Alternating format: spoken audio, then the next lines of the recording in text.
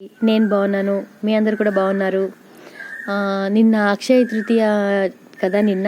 ఆ రోజు అక్షయ తృతీయని ఎలా సెలబ్రేట్ చేసుకున్నానంటే, ఇగో ఇలాంటి కుండలు తీసుకున్నాను. బయట ఒక 11 కుండలు తీసుకున్నాను ఇలాంటివి.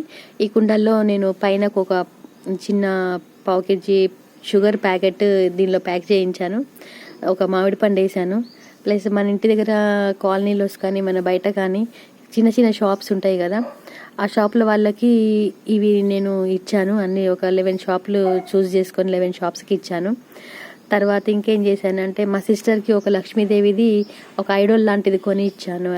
అది తను రేపు పూజ చేసుకుంటా అంది. రేపు పూజ చేసుకున్నప్పుడు నేను అది అందులో షేర్ చేస్తాను. అది కూడా చాలా బాగుంది.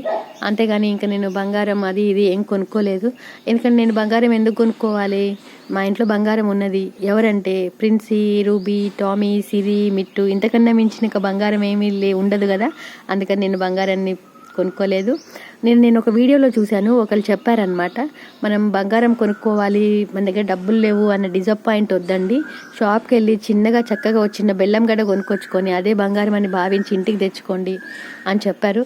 అది నాకు బాగా నచ్చింది. అందుకని నేను కూడా సేమ్ అదే పని చేశాను. అయినా మనకి ఉన్న దాంట్లో తృప్తి పడాలి అని చిన్నప్పటి నుంచి మనకు అలా నేర్పించారు. అంతేగాని అక్షయ తృతీయ అనగానే అసలైన అన్ని పక్కకు పెట్టేసి బంగారం కొనేసుకోవాలి అన్న వ్యామోహంలో అయితే నేను కానీ మా ఫ్యామిలీలో కానీ ఎవరు లేరు. అలాగా మేము అలా వెంపర్లాడము, సంప్రదాయాన్ని పాటిస్తాము. ప్లస్ అందులో మనకి ఏది వీలుందో అది చూసుకుంటాము. అంతేకాని డిసప్పాయింట్మెంట్ తోటి ఏ ఒక్క పర్వదినాన్ని డిసప్పాయింట్మెంట్తో స్టార్ట్ చేయము. ఇది ఒక మా ఇంట్లో పెద్దల నుంచి మాకు వచ్చిందనే చెప్పుకోవచ్చు. మా అమ్మ ఇలాగే ఫాలో అయ్యేది, ఆమెను చూసి మేము ఫాలో అవుతున్నాము. తర్వాత ఒక మామిడి పండు కూడా ఇచ్చాను. ఎందుకంటే ఈ సీజన్లో మనకి దొరికేది మామిడి పండు కదా.